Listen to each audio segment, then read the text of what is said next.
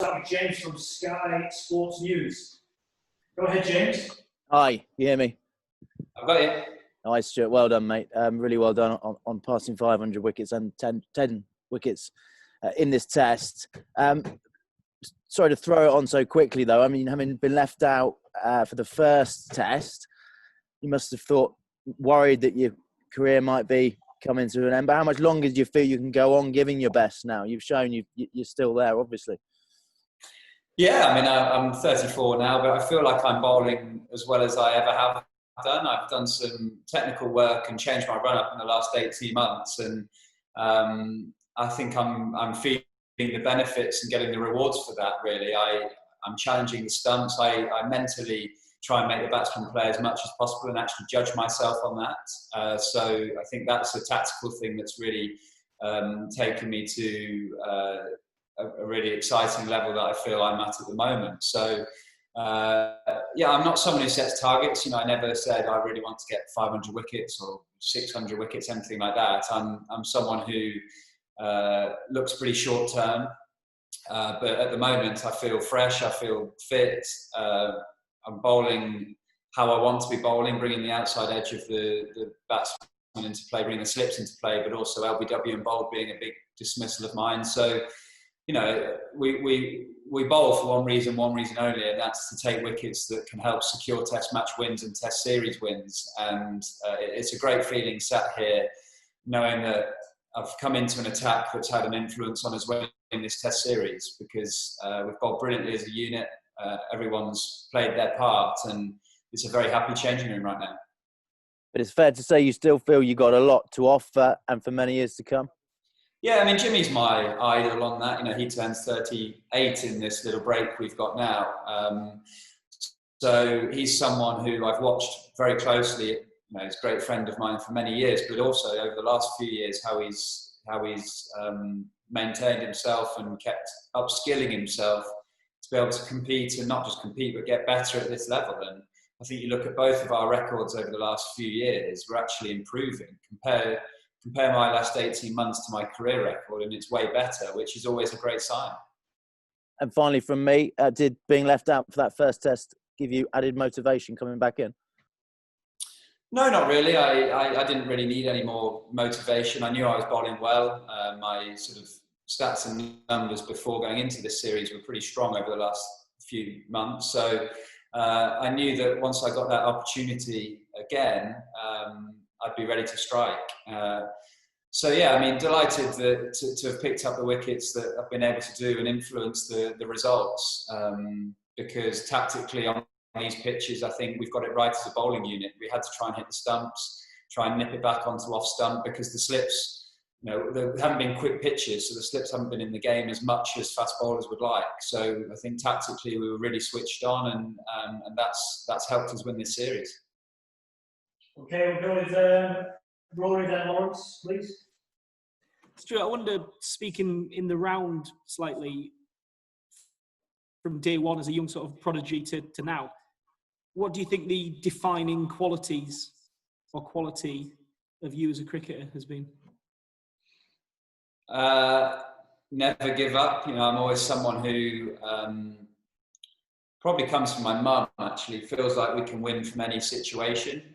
So I think the most recent time of that, and where it really helped me drag through, was probably Cape Town at tea. I can't remember how many wickets we needed, but we'd been slogging away and gutsing it out for a long period of time. But I just sort of knew deep down, you know, if we keep firing here and applying pressure, South Africa can crack. And that sort of mindset helped us win that Test match. And it's something that you know, Straussy told me from a really young age about sort of having this belief of continuously trying to improve. And I think that's something that I can definitely say I've managed to do throughout my career. Something I've always been looking for, the next step that can improve me as a cricketer. And I think that keeps you hungry when you're always looking for things to improve in practice that you can take into games.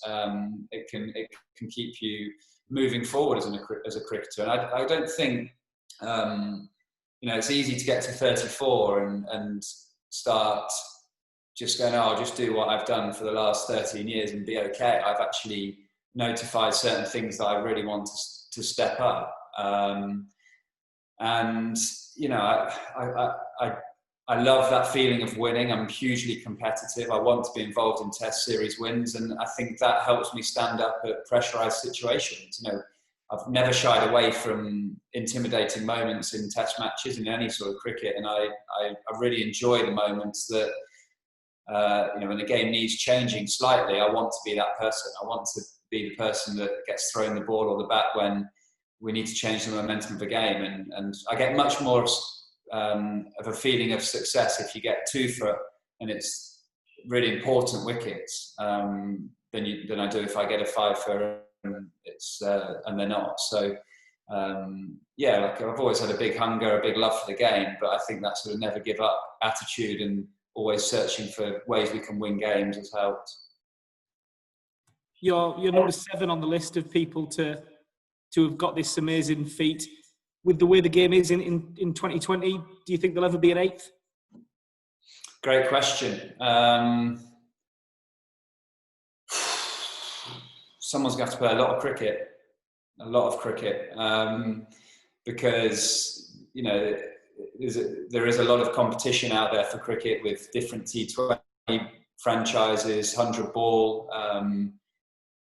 You know, I feel very lucky that we've played cricket for England for an era that we've played a lot of Test cricket in the summer and a lot of Test cricket in the winter. But I could even, you know, I think there's talk about that sort of thinning the amount of Test matches we've played in the summer down. So you need a lot of Test matches to go and get 500 wickets. So I think there'll be people with the talent who would be able to get there numbers wise, but whether they'll be able to play the amount of Test matches that the seam bowlers have to get to that feat remains to be seen. Thank you. Lawrence, please. Hi, Stuart.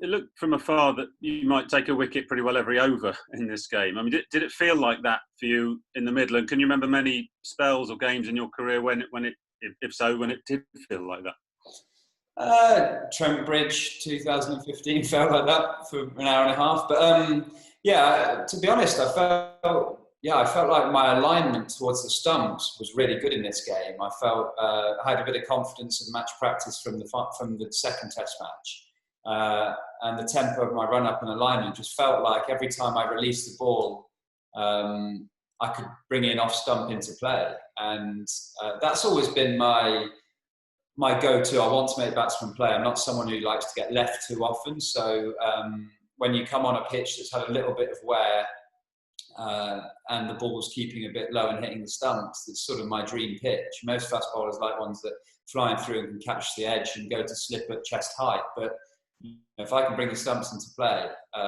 it really suits my style of bowling. And I'd argue they're 2 really good tosses to have lost. Okay, we'll do John one more, please. John. Stuart, you say that Jimmy's your idol in terms of improving in your mid-30s. Do you think it's feasible that you might actually end up with more wickets than him? Do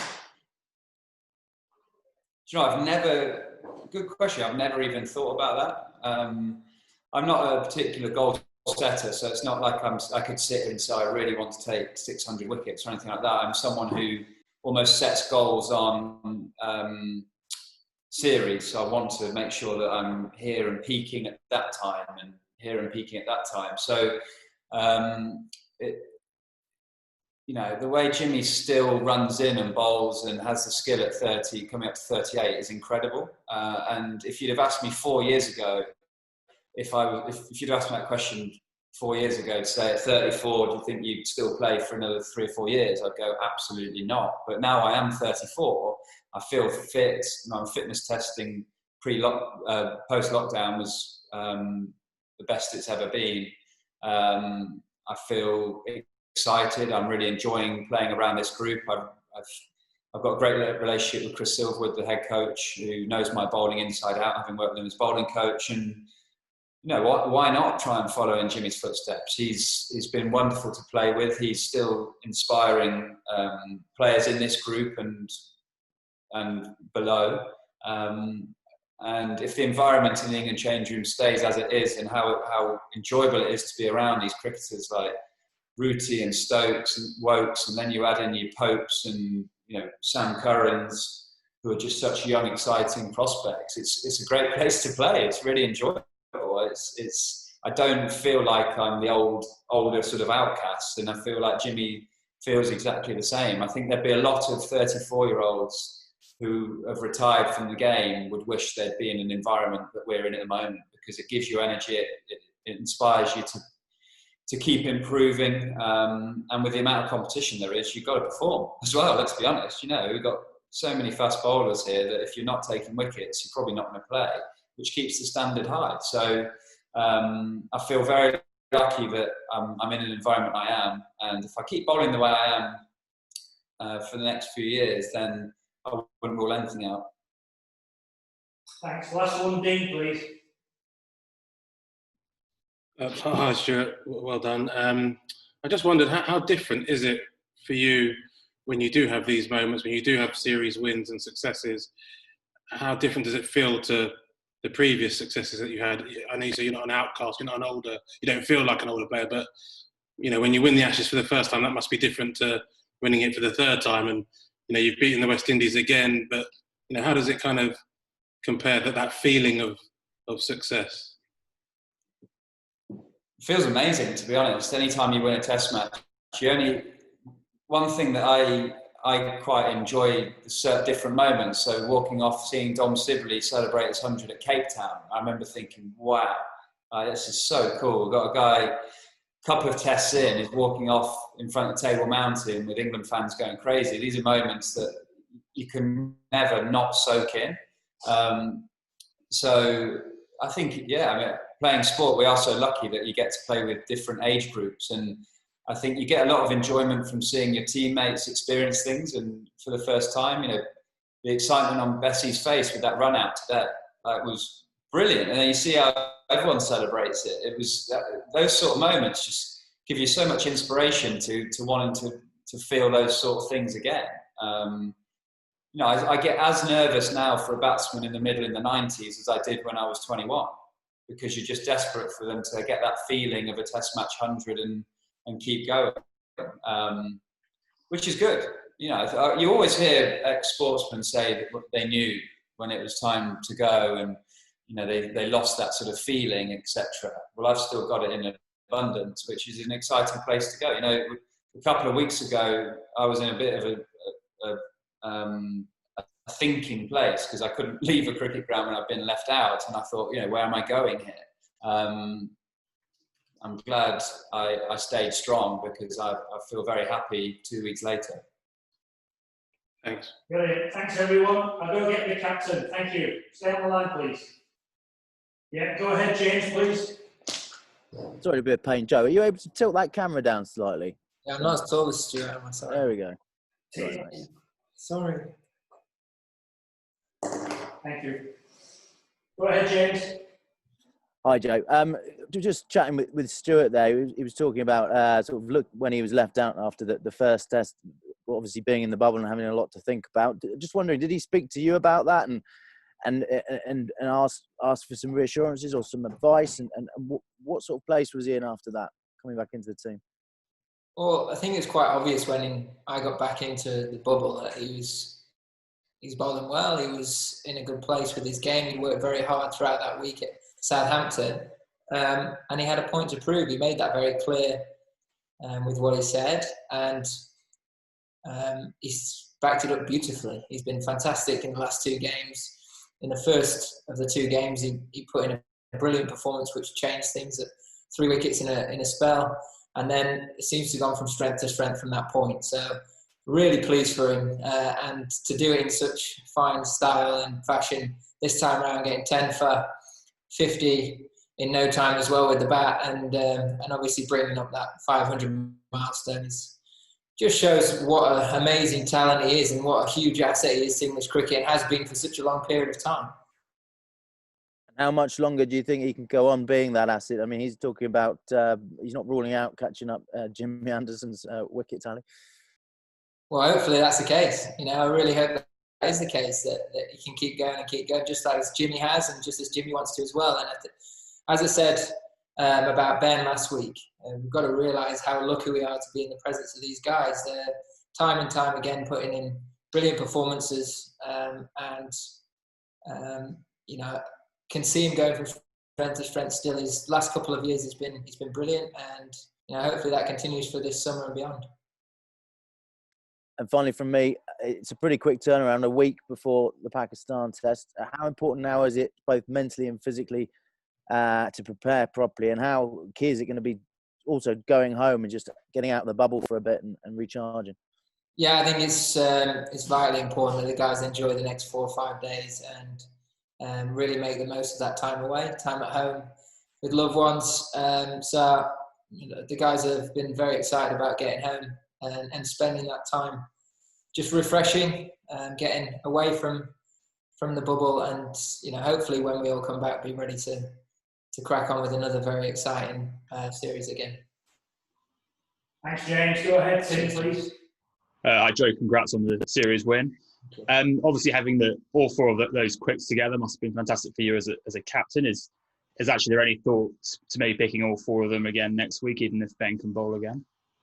Well, it's certainly on the table, isn't it? There's a number of different ways we could go, and as you've seen, it's been hard to leave anyone out. You look at the amount of players that haven't played this game and the talent that's waiting in the wings. It's an exciting place to be, and you know, long may those headaches continue. So I think for now it's important that everyone just goes away, has some time away from cricket, away from this bubble, not thinking about things for a couple of days, and then you know, towards the back end of it, start getting our heads around the challenges that these 3 games will pose for us, and then really have clarity then with which way we want to go.